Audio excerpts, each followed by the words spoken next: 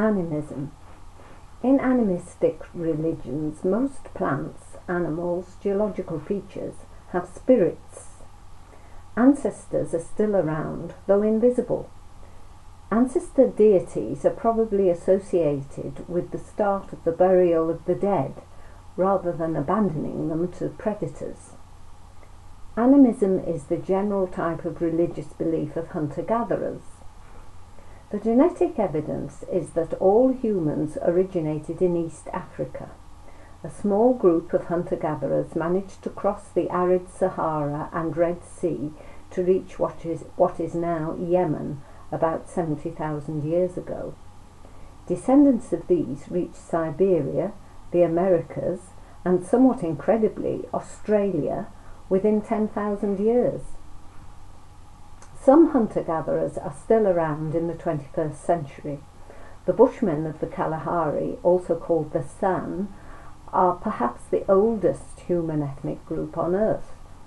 The Evenki of Siberia persist as hunters, though they also keep reindeer herds. Australian Aboriginal communities are now mostly urban, but some keep alive their hunting traditions. One animistic belief, Japanese Shinto, is well known in the English language through the word kamikaze. Japanese believed that a wind of spirits, kami, had driven off the invasion fleet of Genghis Khan. This belief was resurrected in the desperate stage of World War II.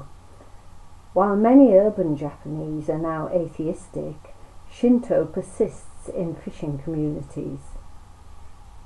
Bushman hunting technique shows how walking on two legs and a cool skull gave early humans an advantage.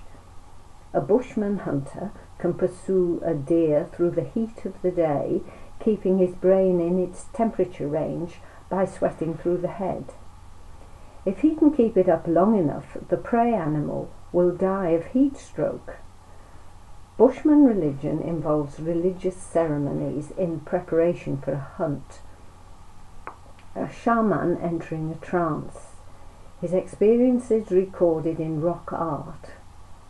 The eland is often represented and seems to have been a recurring theme in their mysticism.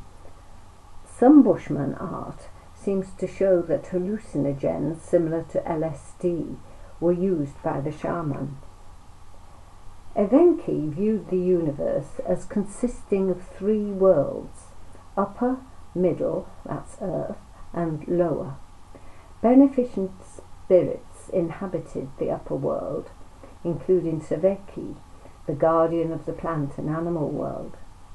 The lower world was populated by both deceased ancestors, who there lived a life similar to that on Earth, and, on another level, evil spirits.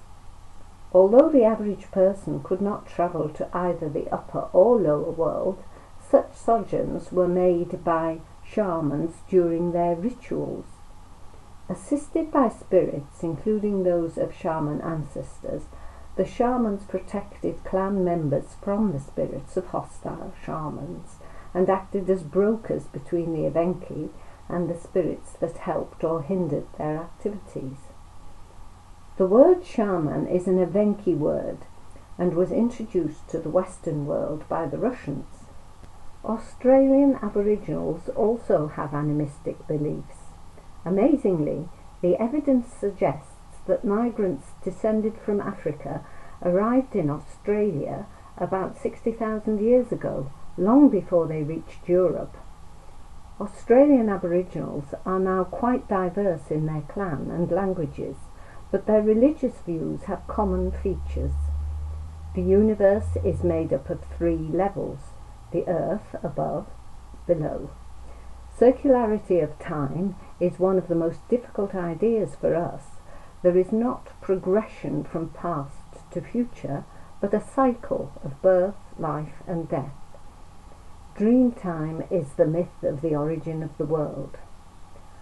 The Kunwinjuku people of Arnhem Land in northern Australia have one view of Dreamtime. The creation mother Yingara sang the world into existence. The cave painting shows Yingara carrying about 14 dilly bags.